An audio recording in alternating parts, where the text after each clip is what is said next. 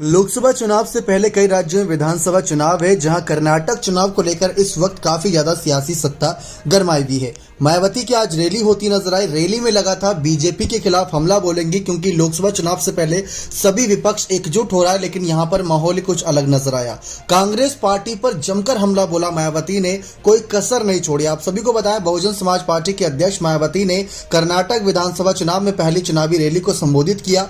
BSP की मुखिया मायावती ने मंच से कहा कि सभी प्रत्याशी आदर्श चुनाव संहिता का पालन करते हुए ईमानदारी से चुनाव लड़ रहे हैं। उन्होंने कहा कि बहुजन समाज पार्टी ने कर्नाटक में सर्व समाज को ध्यान में रखते हुए टिकट दिया। साथ ही साथ कहती नजर आई कि लोग राज्य के विकास को ध्यान में रखकर काम करते हैं।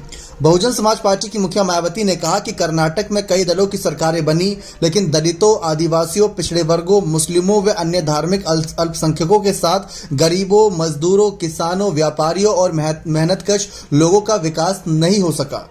तो ये एक तरीके से उनका बड़ा निशाना था, क्योंकि कांग्रेस की रही, बीजेपी की रही। कर्नाटक के लोगों को इन पार्टियों को और आजमाने की जरूरत नहीं, बल्कि बहुजन समाज पार्टी को सत्ता में लाने की जरूरत है। उन्होंने कहा कि बाबा साहेब डॉक्टर भीमराव अंबेडकर के कड़े संघर्ष और अथक प्रयासों से जो आरक्षण की सुविधा मिली है, लेकिन यहाँ की सरकारों ने उसे प्रभावहीन बनाने और उसे खत्म करने की पूरी कोशिश में लगी है। यही वजह है कि आज कहीं ना कहीं आजादी के इतने समय तक सत्ता में मौजूद रही कांग्रेस व अन्य पार्टियों की सरकारों ने आरक्षण का कोटा पूरा नहीं किया। पदोन्नति के में आरक्षण को कोर्ट के आड़ में खत्म कर दिया। ऐसी स्थिति कर्नाटक में भी है। मायावती ने कहा कि अब प्राइवेट सेक्टर में आरक्षण की व्यवस्था किए बगैर हर राज्य और कहीं ना कहीं राज्य और केंद्र सरकार की सरकारों में ज्यादातर काम प्राइवेट सेक्टर को दिए जाते हैं। साथ ही साथ जिसकी वजह से आरक्षण का लाभ लोगों को मिल नहीं पा रहा। इसके साथ ही पिछड़े वर्ग के लोगों का मंडल कमीशन के तहत आरक्षण की व्यवस्था जो दी जानी चाहिए थी, वो कांग्रेस बीजेपी की सरकारों में नहीं मिली, बल्कि बीएसपी के कड़े संघर्ष एवं अथक प्रयासों के चलते वीपी सिंह की सरकार में मिली। लेकिन विरोधी पार्टियों में ये अधिकारी कभी भी ये अधिकार भी उन्हें नहीं दे पा रही है।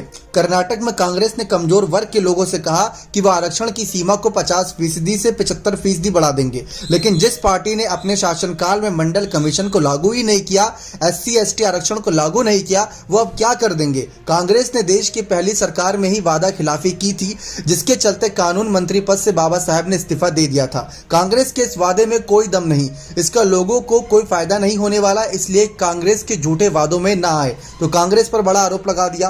बाबा साहेब भीमराव अंबेडकर को कांग्रेस ने तो भारत रत्न देने में अड़चने लगाई, ये मायावती का खुलासा था जनता के सामने। लेकिन वीपी सिंह ने अपनी सरकार में बहुजन समाज पार्टी को शामिल करने की बात कही थी, लेकिन मैंने 2 ही मांगे की, जिसमें मंडल कमीशन को लागू करने की मांग के साथ बाबा साहेब डॉक्टर भीमराव अंबेडकर को भारत रत्न देने की मांग थी, जिसे वीपी सिंह ने मान लिया। उन्होंने मंडल कमीशन को लागू करने के साथ ही बाबा साहेब को भारत रत्न से सम्मानित किया।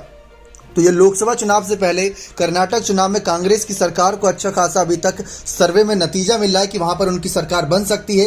लेकिन यही दूसरी तरफ मायावती ने जिस तरीके से यहां पर निशाना साधा है कांग्रेस पार्टी पर, यह बहुत बड़ा एक सियासी कहीं ना कहीं संदेश माना जा रहा है कि मायावती किसी को नहीं बख्शने वाली।